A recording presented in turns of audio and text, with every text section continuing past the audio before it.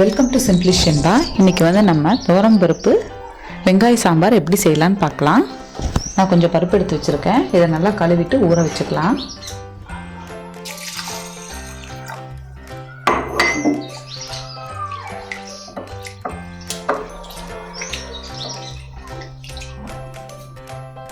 நல்லா கழுவி எடுத்தாச்சு. இது வந்து ஒரு 10 நிமிஷம் நம்ம ஊற வச்சுக்கலாம்.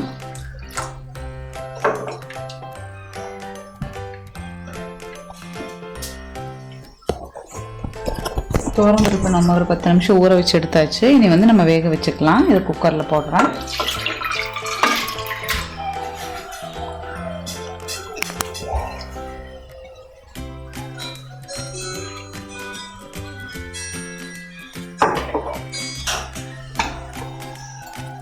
பருப்பு வேகிறதுக்கு தேவையான அளவு தண்ணி ஆட் பண்ணியிருக்கோம். இப்போ இதை கூட வந்து நம்ம கொஞ்சம் விளக்கம் ஆட் பண்ணிக்கலாம்.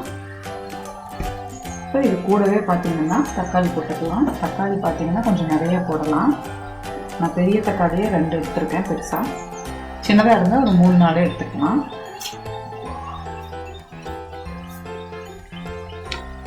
அப்புறம் இது கூடவே வந்து ஒரு 3 பல் பூண்டு தட்டி வச்சுருக்கேன். அதையும் ஆட் பண்ணிக்கலாம். இனி இதை வேக வச்சு எடுத்துக்கலாம். ஒரு விசில் விட்டு எடுத்தால் போதும். ஏன்னா இது நான் ரேஷன் பருப்பு தான் யூஸ் பண்ணியிருக்கேன்.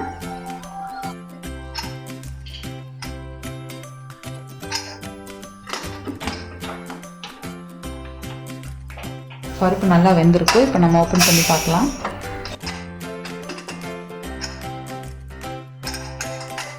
பருப்பு வெந்துருச்சு. இனி வந்து நம்ம சாம்பார் எப்படி செய்யலான்னு பார்க்கலாம். நான் சாம்பார் வைக்க மண் சட்டி யூஸ் பண்ணியிருக்கேன். சட்டி சூடாகட்டும். எண்ணெய் ஊற்றிக்கலாம். இப்போ ஆயில் நம்ம ஆட் பண்ணிக்கலாம்.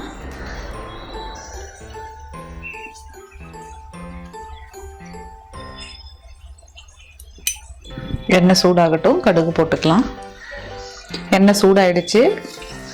இப்போது கடுகு போட்டுக்கலாம். கடுகு பொரிஞ்சிடுச்சு. இப்போ வந்து நம்ம கருவேப்பிலை, ஒரு பச்சை மிளகா, ஒரு வர மிளகா ஆட் பண்ணிக்கலாம்.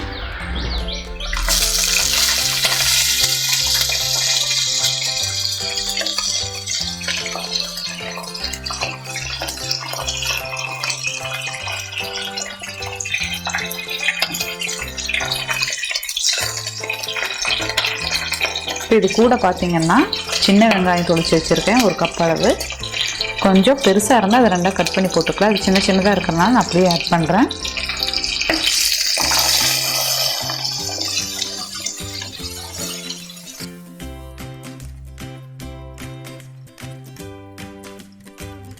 இப்போ நம்ம வெங்காயத்து கூடயே உப்பு ஆட் பண்ணிக்கலாம்.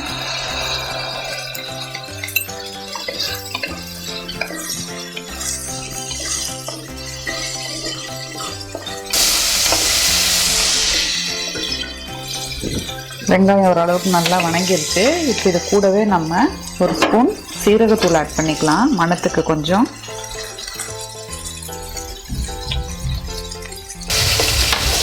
இது கூடவே மஞ்சத்தூள்,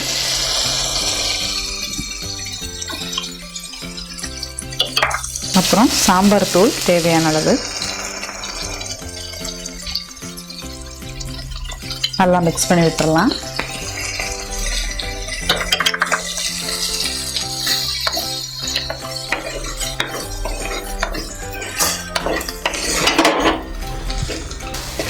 இப்போ இது கூட வேக வச்சு வச்சிருக்கிற பருப்பு ஆட் பண்ணிக்கலாம்.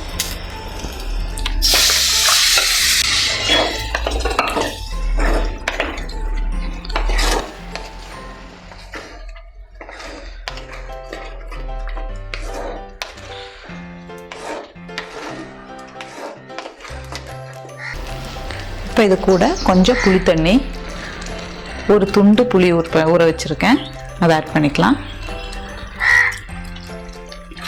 நல்லா மிக்ஸ் பண்ணி விட்டுட்டு தேவையான அளவு தண்ணி ஆட் பண்ணிக்கலாம்.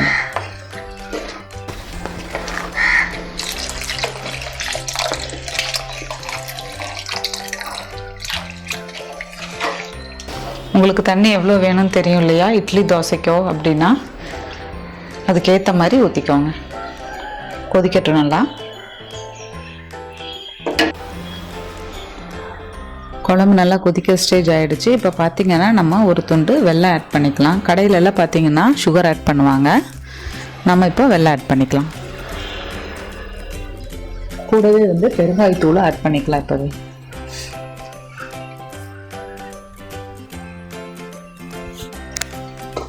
நல்லா மிக்ஸ் பண்ணி வச்சுக்கலாம். ஒரு கொதி வந்ததும் நிரப்பிடலாம். சாம்பார் நல்லா கொதிச்சிருச்சு. வெங்காய சாம்பார் ரெடி ஆகிடுச்சு. இப்போ வந்து நம்ம மல்லித்தலை தூவி இறக்கிக்கலாம்.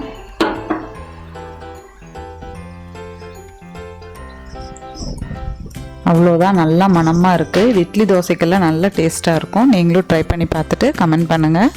சிம்பிளி ஷென்பா சேனலை சப்ஸ்கிரைப் பண்ணாதவங்க சப்ஸ்கிரைப் பண்ணிடுங்க. கூடவே பெல் பட்டனையும் ப்ரெஸ் பண்ணிடுங்க. தேங்க்யூ.